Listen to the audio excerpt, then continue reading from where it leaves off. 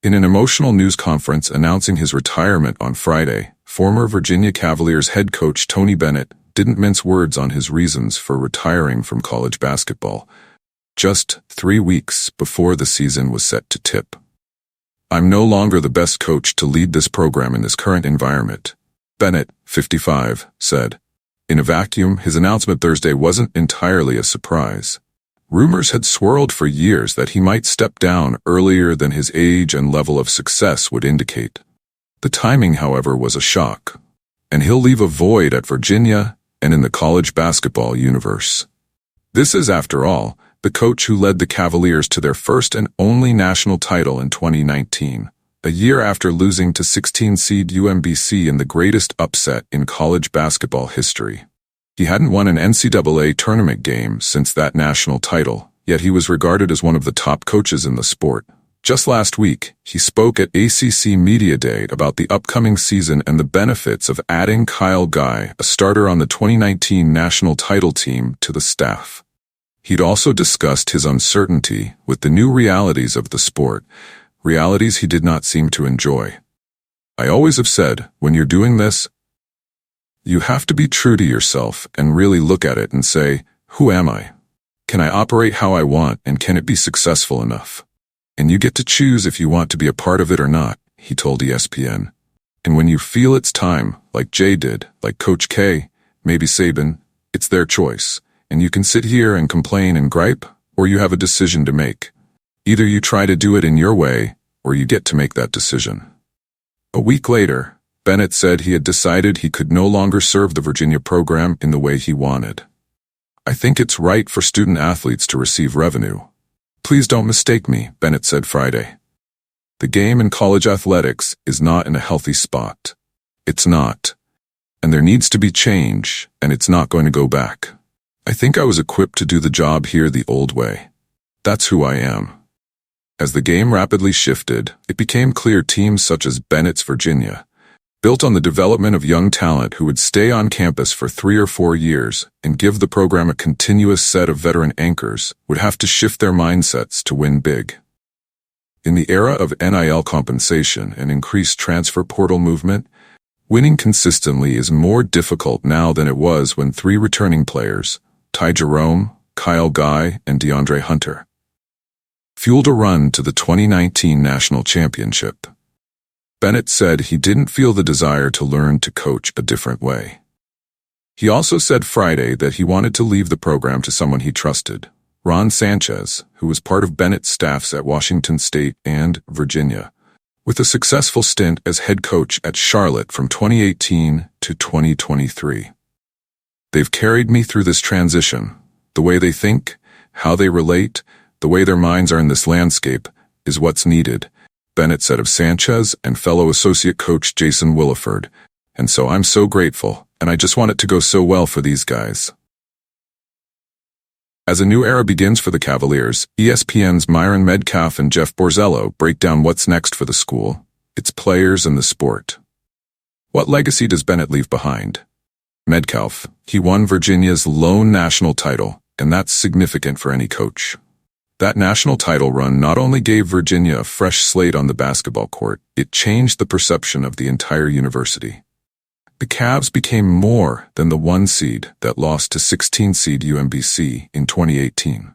There are multiple coaches in this game with long careers who won a single national title, Tom Izzo, Jim Boeheim, John Calipari, that elevated their legacies. Bennett will similarly go down as a legend, and it's not a wild concept to envision Virginia memorializing his contributions with a statue or another gesture. He's that important to the program's history. Besides the national championship, Bennett will be most remembered for his style of play and his unflinching loyalty to that style of play. During Bennett's tenure, Virginia played some of the slowest, most deliberate basketball in the country, never ranking higher than number 316 nationally in tempo, and that came in his first season in Charlottesville. In the past 4 seasons, they were NASM 357, 357, 360, and 362 respectively. They were truly elite defensively, too. From 2012 to 2020, Virginia ranked outside the top 10 in adjusted defensive efficiency at KenPom just once, when they finished 25th. Bennett recruited to that style. He found players he thought could fit what he wanted to do on the court, and then he developed them. After a couple of early NCAA tournament exits and the UMBC loss, there was widespread criticism that Virginia couldn't win big in March with that style of play. Did Bennett change? Nope. He doubled down and won the national championship. What will be the first order of business for Sanchez? Borzello. Keep the roster together. NCAA rules state players have 30 days following a coaching change to enter the transfer portal. Virginia's players likely would need a waiver to be eligible at their next school, or at the very least wait until the semester ends, but they could also leave and redshirt this season at a different school, regardless of the waiver process.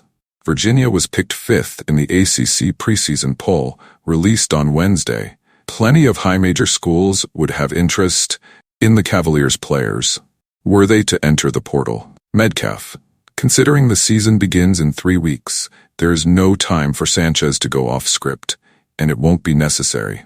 Sanchez spent lengthy stretches on Bennett's staffs at Washington State and Virginia, so there will be continuity and familiarity as long as the players decide to stay. That is no guarantee, but the bonds on Bennett's staff should help the program avoid the chaos most teams would endure if their longtime head coach had decided to retire less than 3 weeks before the start of the season. I think Sanchez's first news conference will be impactful.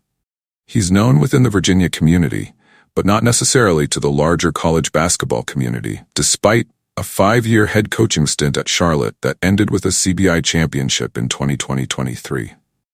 Sanchez is close to Bennett and I'm sure feels a particular loyalty to him because of the impact he has had on Sanchez's career.